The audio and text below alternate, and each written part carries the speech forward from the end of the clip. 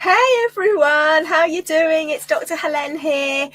And I thought I'd talk about canine cognitive dysfunction because I've got a few clients who've got dogs with it, and it's quite a sad sort of disease that the dogs can have. And, it's very like human dementia as well. So it's basically canine cognitive dysfunction is dog dementia. And although we can't really alter a lot of what's going on, there's things that we can do to support. And I don't know, to be honest, if there's a lot of research in how to prevent it. There is actually quite a lot in humans. So based on human information, a diet rich in antioxidants and plenty of rest and good quality sleep are crucial. So I can only imagine similar will have a benefit for your dog. So, rest and managing their stress levels is crucial. And also a diet rich in antioxidants. So my dogs are all raw fed. I'm very passionate about that being the best for them, but that doesn't mean you can't add in other things like berries. I mean, I love berries, blueberries. They love blueberries. I actually have a dog who comes up and eats my bunny's kale because she loves kale as well. So look, you can add toppers to the food and things like that. So that's a really good thing to add into the food anyway. But also, if you are having a dog that perhaps is developing some of these signs of sort of canine dementia, a bit of confusion, maybe restless at night, these are different things that you can add into the diet to support them as well.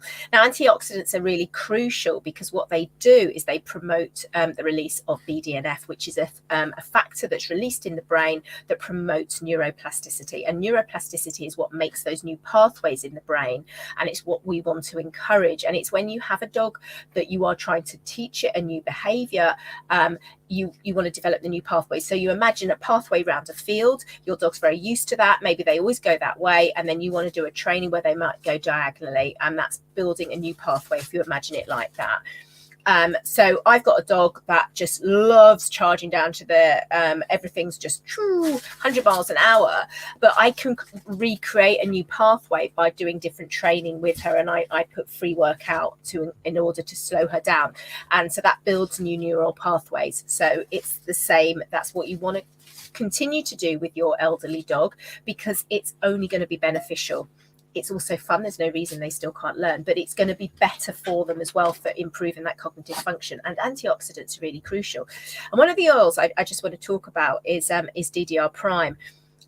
This is really an oil rich in antioxidants, and there's lots of anecdotal evidence of it being really supportive for cognitive function. And I've used it quite a lot. Well, all the dogs actually have it for a variety of different reasons, and I've actually seen some really good benefits. And so this is definitely something I would suggest adding into your pet's food because of the antioxidant rich component to it. It's also going to be supportive for them physically as well as emotionally as well. Now, other ones that I love is copaiba and frankincense, both very, very good for the emotions and calming. And obviously, these are ones that you can diffuse as well. Now, one of the things that people often say is their dog is very restless at night. That's why it's called sundowner syndrome. Sorry, can you hear Bambi? And so using some essential oils for calming and soothing at night is going to be crucial. And these, it's lovely to get your oils out as well. Do a little bit of self-selection. See what your doggy wants. Do some offering. Always leave the lids on because you don't want it to overwhelm them. Hello, you want to join in, don't you? Well, okay. You want to see your public? Okay. So it looks like Bambi wants to join us on the camera. So this is Bambi, for those of you who haven't seen him. So this is quite key, actually. So always offer an oil with the lid on. So I've got a lavender here. So I'm just going to see what he wants to do. Oh, look, he's going to sniff it.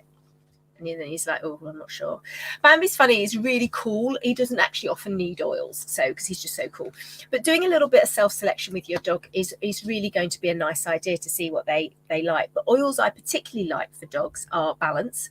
Balance Blend is absolutely fantastic. And what you're going to do with Balance is you're going to pop a little bit on your hands. Oh, Bambi.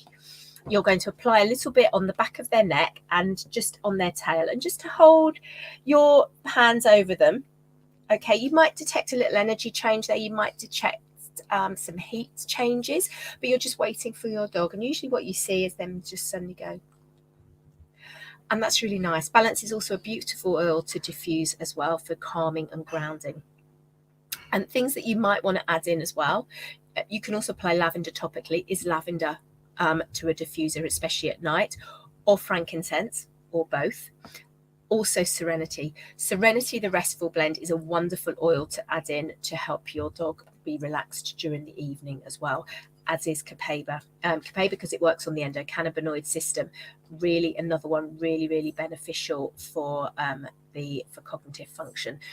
So it's not going to be a sort of, oh, let's just pop this in one night and that's going to work. Oh, it might be, but it might be something that you've got to do over a period of days to find the results that really work. So I know none of my dogs, fortunately, touch wood, have canine cognitive dysfunction, but I know that one of my dogs will really like Balance and another of my dogs loves Serenity at night.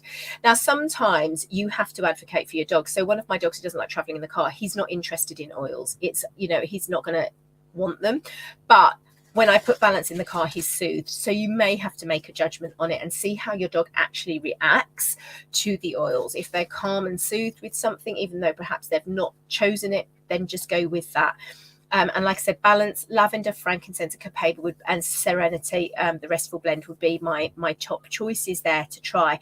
And depending on how bad your dog is, I might want to apply Balance topically and then add Serenity, the diffuser. It might be that we actually need a combination of Balance and Serenity in the diffuser. And it's just things that you're going to have to do, try it out.